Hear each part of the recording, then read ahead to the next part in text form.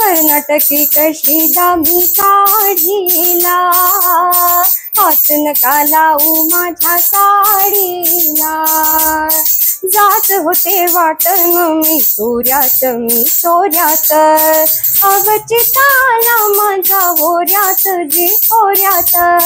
कुणी माझ्या पदराचा शेवका हो ओढीला, हात नका लावू माझ्या साडीला, हात नका लावू माझ्या साडीला, हात नका लावू माझ्या साडीला, हात नका लावू माझ्या साडीला. हा दुसरा पॅटर्न घुंगरामधला. हे साधे आपले नेहमीचे घुंगरू असतात तसे. याला मी नाव दिलंय वेलची घुंगरू. ऍक्च्युली तसं नाव नाहीये, पण आकार असा वेलची सारखा असल्यामुळे मी नाव याला वेलची घुंगरू दिलेलं आहे.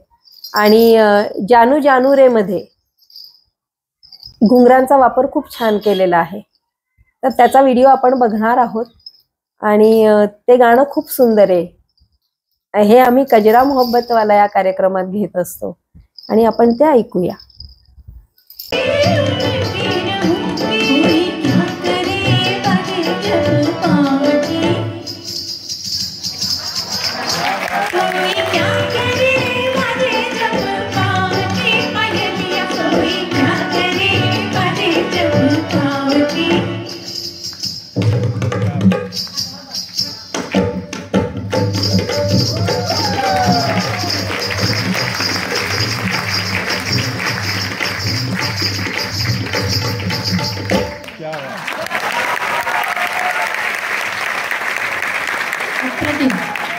पाँव की पायलियाँ हाथ से भी बड़ी खूबसूरती से बजाई जाती है.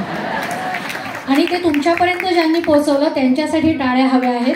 प्रत्येक पीस घेऊया आणि त्याच्या वाद्यवादिका उर्मिला भालेराव. मगाच आपल्याला पुन्हा घ्यायचंय शेवटचे.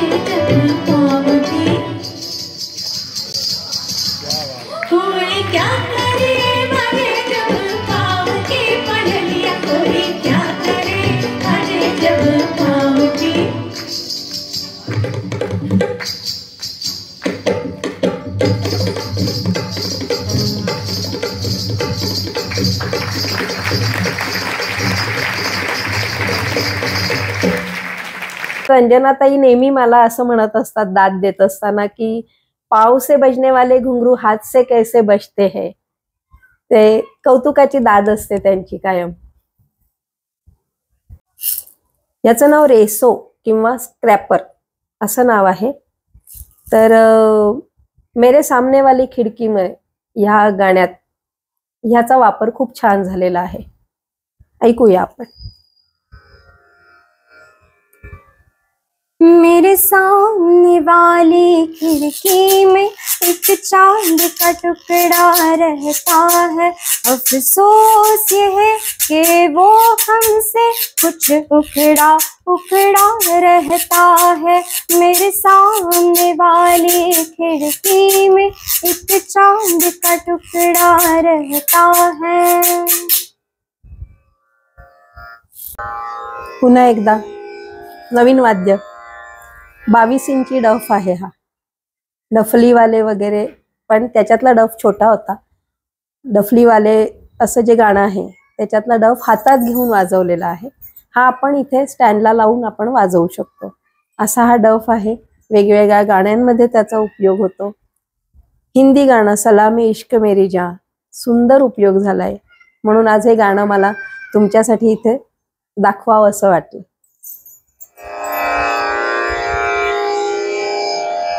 इश्क वालों से न पूछो कि उनकी रात कालम तन्हा कैसे गुजरता है.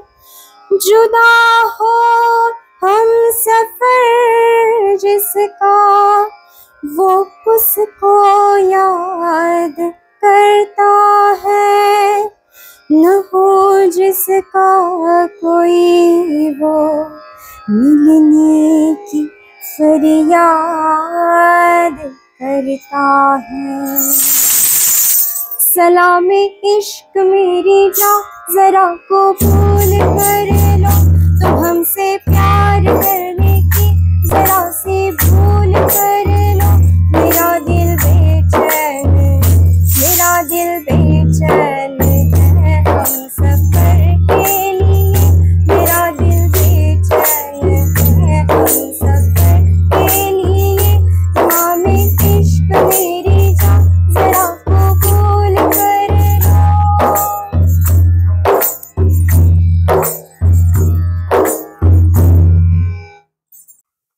ही वाद्य जेव्हा आपण लाईव्ह वाजवतो ना, तेव्हा एका वेळेला 2-2 वाद्य किंवा गाण्याच्या कडव्याच्या अनुषंगाने जशी वाद्य हवी असतील तशी आपण बदल करू शकतो. आज आता रिदम मशीन आलेलं आहे किंवा ऑक्टोपॅड आलेलं आहे, त्याच्यात सेटिंग करावे लागतात, प्रोग्राम्स ठरवून घ्यावे लागतात त्या गाण्याच्या अनुषंगाने. पण ही जी लाईव्ह वाद्य वाजवण्याची मजा आहे ना, मला नाही वाटत त्याच्यात ती टोनल क्वालिटी मिळते. पेटी तबला आला तर तो कार्यक्रम होणार आहे, तर कार्यक्रमामध्ये ही वाद्य कशी वाजतात तेवढंच मला दाखवायचंय तुम्हाला. हा झांज प्रकार तबल्यावर जेव्हा लग्गी लागते तेव्हा याचा उपयोग त्याच्यात लग्गीच्या प्रकाराने कसा केला जातो ते एकदा बघूया. त्याच्यासाठी हे हिंदी गाणं दमादम मस्त कलंदर. लाल मेरी पत रखियो बला झूले लालण, लाल मेरी पत रखियो बला झूले लालण। सिंधड़ी दा सेवण दा सके शाबाश कलंदर, दमादम मस्त कलंदर, अली दम दम दे अंदर, अली दा पहला नंबर। हो लाल मेरी, लाल मेरी, चार शराब तेरे वर्ण हमेशा, चार शराब तेरे वर्ण हमेशा। पंजवा में वारण आई हो बला झूले लालण, पंजवा में वारण आई हो बला झूले लालण। सिंधड़ी दा सेवण दा सखी शाबाश कलंदर, दमादम मस्त कलंदर, अली दम दम दे अंदर, अली दा पहला नंबर। हो लाल मेरी, लाल मेरी, लाल मेरी, लाल मेरी।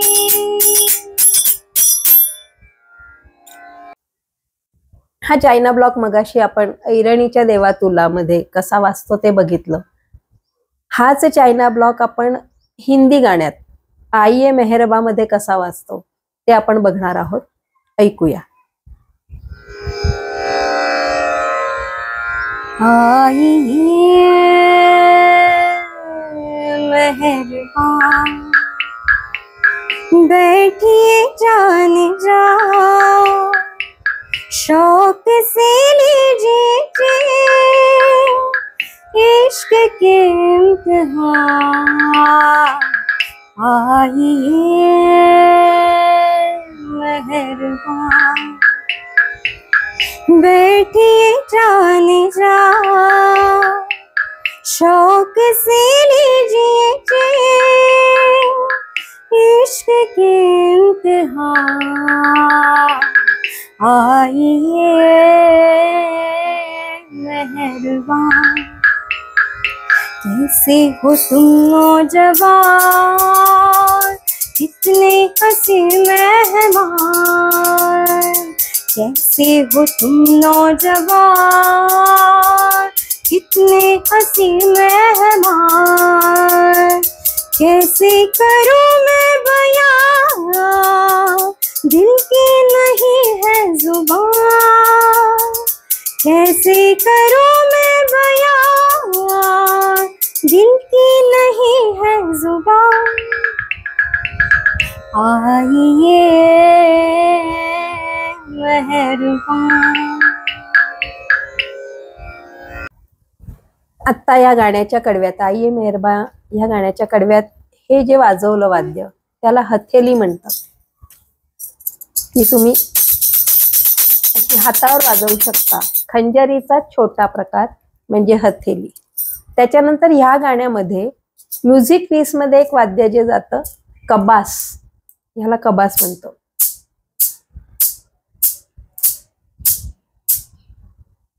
आणि अजून एक वाद्य त्याच्यात सगळ्या वेस्टर्न पीसेस मध्ये हे शेकर. पूर्वी जेव्हा आपल्या दाराखालून वरात जायची तेव्हा त्याच्यात बँडवाले असायचे, लाईव्ह वाद्य वाजवणारे. त्याच्यात एक स्टीलचं घेऊन असं दोन बाजूला दोन असे असायचे बघा, ते हे शेकर.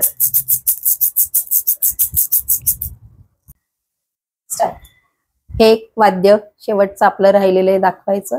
चेंडा म्हणतात, मद्रासकडचं वाद्य आहे आणि शौर्य गीतांसाठी या वाद्याचा वापर केला जातो. म्यानातून उठले ह्या गाण्यासाठी आपण आता याचा वापर करतोय. एका ओळीसाठी त्या गाण्यात वाजवलं गेलेलं आहे. आणि ते गाणं घेण्याचं कारण असं की ह्या चायना ब्लॉकवर मला घोड्यांच्या टापांचा आवाज कसा काढला जातो ते दाखवायचं होतं, म्हणून हे दोन्ही वाद्यांसाठी आपण हे गाणं निवडलेलं आहे. तत्पूर्वी मला प्रेक्षकांची क्षमा मागायची आहे अशासाठी की आत्ता माझ्याकडे पूर्ण वाद्यवृंद उपलब्ध नाहीये. मी फक्त ही वाद्य गाण्यात कशी वाजवली जातात ते दाखवण्यासाठी हा एक केलेला छोटासा प्रयत्न आहे. तुम्हाला ही गाणी अर्धवट नक्कीच वाटू शकतात, पण माझा जो कार्यक्रम आहे तालवाद्य एक रुपेरी किनार, तालवाद्याला रुपेरी किनाऱ्याचं नाव देणारी आमची प्रतिभा इनामदारच आहे आणि त्याच्यावरूनच हे सुचलेलं मला नाव आहे की जो आम्ही कार्यक्रम त्या नावाच्या खाली करतो तो कार्यक्रम आम्ही लवकरच तुमच्या समोर घेऊन येऊ संपूर्ण वाद्यवृंदासह.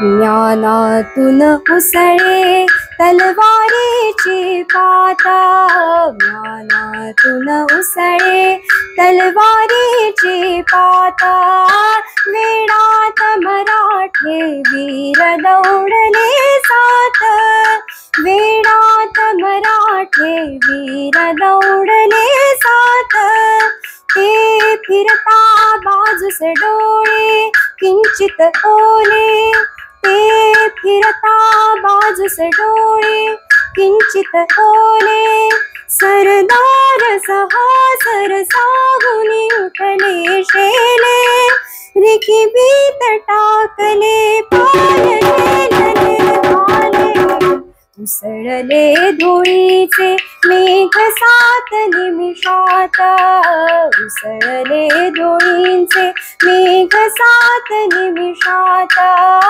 वेडात मराठे वीर दौडले सात, वेडात मराठे वीर दौडले सात, वेडात मराठे वीर दौडले सात.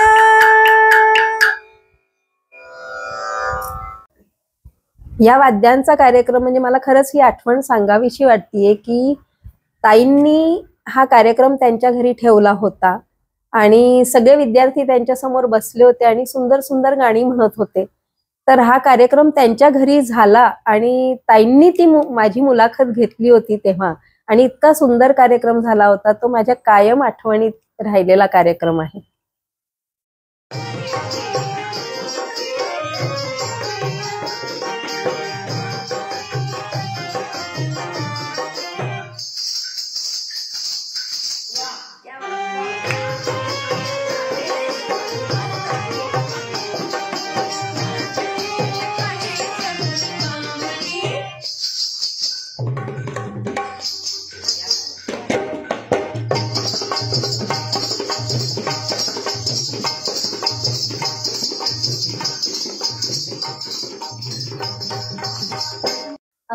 आत्ताच तुम्ही आमच्या प्रेक्षकांना सगळी वाद्य वाजवून दाखवली आणि ही सगळी वाद्य वाजवताना म्हणजे मी रममान झाले की प्रत्येक वाद्य त्याच्या जागी किती सुरेल वाजतं.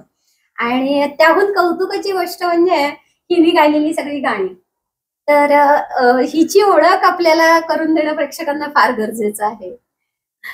जिनी मला गाण्याची साथ केली ती माझीच मुलगी प्राजक्ता सरनाईक, सौ प्राजक्ता निलेश सरनाईक, पिंपळे सौदागर मध्ये राहते आणि ती पण आमच्या गुरु डॉक्टर संध्याताई काथवटे यांच्याकडे शिकतीये. त्यांचं आम्हाला मोलाचं मार्गदर्शन मिळालं या कार्यक्रमासाठी. गाणी कशी निवडावीत किंवा गाणी कशी बसवावीत, तर त्यांचं आम्हाला खूप मोलाचं मार्गदर्शन या कार्यक्रमासाठी मिळालंय. तुमच्या प्रत्येक वाद्यातनं आणि या गाण्यातनं हे जेव्हा शूट चालू होतं तेव्हा ही कटाक्षानं मला जाणवलेली गोष्ट आहे की गुरूंचा आदर कसा करावा हे फक्त आणि फक्त हे संगीत परंपरेतच बघायला मिळतं. आणि ही संगीत परंपरा मला अतिशय आवडलेली आहे.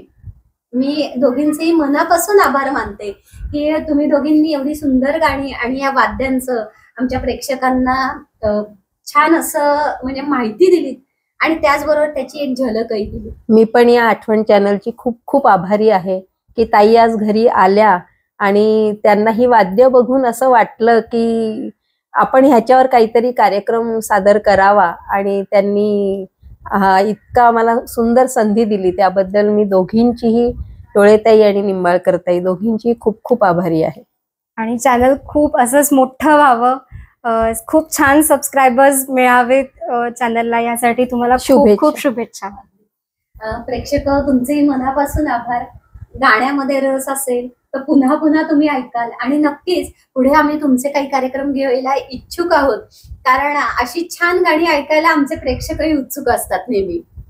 तर पुन्हा एकदा सगळ्यांचे आभार मानते आणि धन्यवाद. प्रेक्षक तुमच्यासाठी एक विनंती आहे, तुमच्यातही असं काही कला कौशल्य असेल, काही गुण असतील किंवा वेगळं असं काही तुम्हाला असं वाटत असेल की आम्ही प्रेक्षकांपर्यंत पोहोचवावं, तर नक्कीच आम्हाला तुम्ही कॉल करा किंवा आमच्या ईमेल करा तुम्ही, आणि आम्ही तुमच्यासाठी तो कार्यक्रम करण्यास नक्की हजर होऊ. तर पुन्हा भेटूयात आपल्या आठवणमध्ये. असाच तुमचा प्रतिसाद आमच्या सोबत असू द्या. धन्यवाद.